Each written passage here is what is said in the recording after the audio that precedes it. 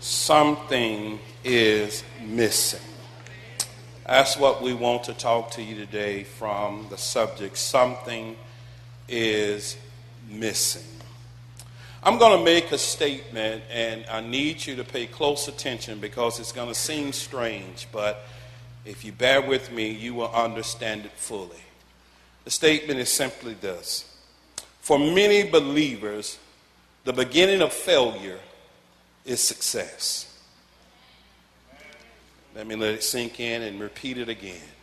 For many of us, our downward spiral begins when we begin to experience a level of success. Because for many of us, when we get to the point where we feel that we are successful, many of us become complacent. And when we become complacent, we get too comfortable and we stop doing the necessary things it took to get us to be successful. And when you stop doing those things that got you there, then you're not able to maintain at the level that you are.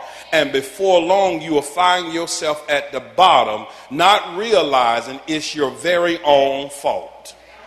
We can get so comfortable when things begin to go well, even in marriages and relationships.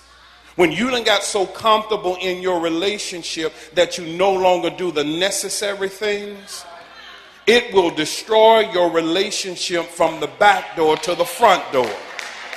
If telling her she smelled good and looked good and she's fine and she's beautiful got her, you need the same thing to keep her.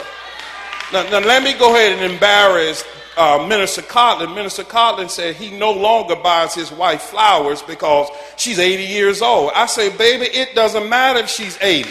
A woman still wants to feel that she's beautiful, she's loved at 80, 90.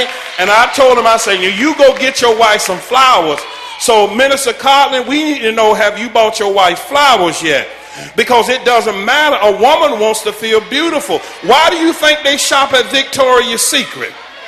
They cover the secret up. It's not that everybody's going to see it. They just know it's there. And somehow knowing that it's there makes them feel just a little bit better. And so what we have to remember is that we can't become so complacent, even in our business, even in our ministry, that we stop doing the work.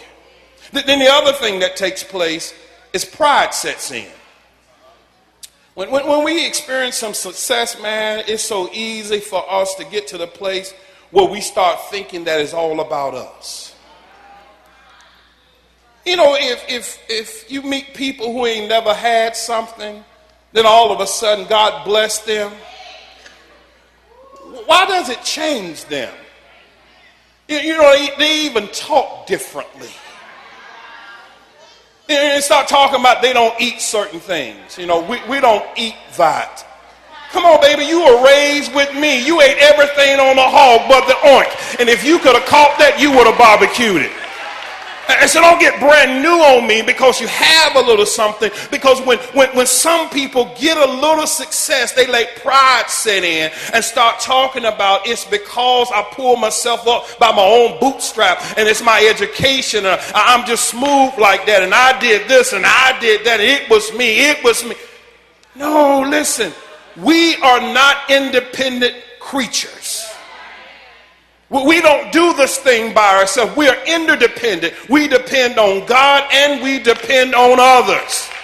Now you can say all you want, I don't need nobody. That's a lie from the pits of hell. All of us need somebody because you didn't get here by yourself. Mom and daddy had to do something to get you here. Somebody had to feed you. Somebody had to clothe your naked behind. And so everybody needs somebody. So never get to the place where you think you're so high that it's all about you and you don't need nobody else's help. Because I can tell you real quickly, your resources and your finance and your material things can go in a phone call.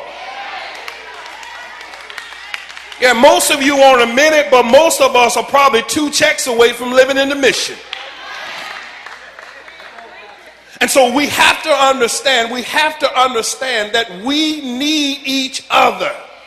We need each other. Then the other thing is that sooner or later, when you sit so high that you even forget about God. You don't need God anymore. Because, I got plenty of money in the bank, man. I got my woman that loves me. I got my man that's caring for me. Well, I don't need God. And believe it or not, that there are two major reasons why people attendance go down in church. The first one is sin. Whenever you get involved in sin, a lot of time your attendance, you don't want to be in the house. And for women, it's a man. I said another man. Jesus ought to be your main man if you're not married. But when you get involved in a man, a lot of time it pulls you away from worship. But the other thing is when things are going well. When things are going well for people, they don't attend church the way they need to. When you don't have no problem on your job, kids are doing all right, money is okay, you're not sick or anything, it seems like we don't really seek God the way we used to seek him. But let something happen, let trouble hit your door. You the first thing up in the house. You up in Bible study, you're praying in the morning, you're seeking God. Father, I need you, I stretch my hands to thee. But when things get well, how many times have I seen it? You're sick and you think you're not going to get well. Man, you praying, you call and pastor, I'm reading this text and I just want to know if the interpretation that I have is God heals you from the sickness, God gives you a job, and next thing you're no longer here. You sought God and you were seeking God when you were unemployed. God gave you that position. Now you're allowing that position to pull you away from the one that gave you the position. I'm tired this morning. The Lord understand. I worked all week. No, baby, get your behind up out of that bed and give the one praise that gave you that job, because there's somebody that's still asking God, God, give me a job. And if God allowed you to work all week, you ought to jump out the bed on Sunday and say, I got to go to the house and give him glory, because he's the one that allowed me to eat. He's the one that allowed me to have gas and an old car of mine. And so I'm going to go to his house. I'm going to lift up my hands. I'm going to give him praise because he's worthy. He's worthy of my praise. It is amazing that as African Americans, we have always been spiritual individuals. We have been ones that have always understood the importance of having God in the midst of whatever we're doing. It is in slavery that our relationship with God kept us. It's when we were struggling in our family, it was God that held us together. But now